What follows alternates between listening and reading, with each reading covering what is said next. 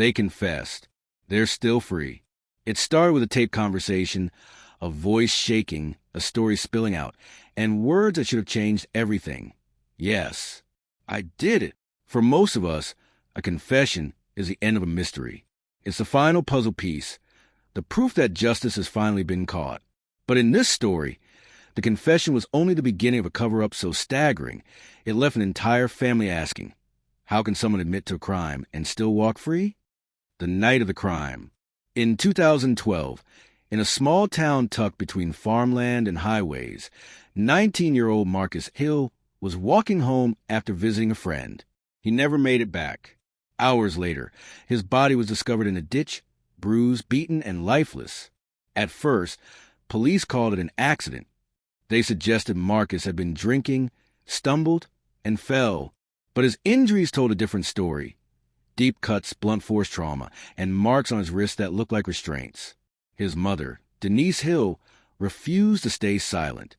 She demanded answers. My son didn't just fall. Someone put him there. Weeks later, Denise got a call. A friend of Marcus's swore he overheard two young men bragging about teaching Marcus a lesson.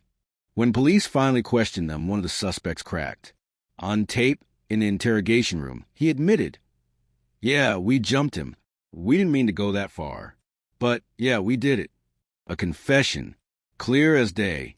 The tape existed. The words were undeniable. But instead of an arrest, the case began to stall. Files were delayed. Court dates postponed. And when Denise pressed her answers, she was told, the confession isn't enough. How can a tape confession not be enough? If you're watching this, you know this isn't just Marcus's story. It's the story of every family failed by a system built to protect them. That's why we tell these stories here on Emperor-World-Facts. Subscribe now, so these voices are never buried. It turned out both young men were sons of local officials. One, the son of a deputy sheriff. The other, the nephew of a sitting judge. Suddenly, everything made sense. The confession was quietly reclassified as inadmissible. Prosecutors claimed the suspect was coerced, but no evidence of coercion ever surfaced. Instead, the tape was sealed, filed away where only a court order could bring it back. Denise fought harder. She organized protests, stood outside the courthouse with pictures of her son, and shouted his name until the whole town knew it. But still, the men who confessed to killing her son slept in their own beds every night. The breaking point. 5 years after Marcus's death, one of the suspects slipped up. At a party, he bragged again. A phone recording captured his words. We got away with it. They can't touch us. The tape spread online. Outrage boiled. Strangers across the country demanded justice. And for a moment, it looked like the case would finally break open. But once again, the system shut it down. Local authorities dismissed the recording as drunk talk. The suspects remained free. If you've made it this far, you know how heavy this story is. But it's not over.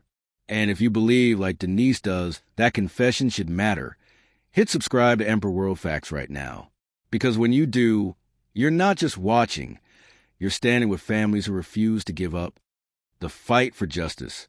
Today, more than a decade later, Marcus's case is still open but inactive. No trial. No conviction.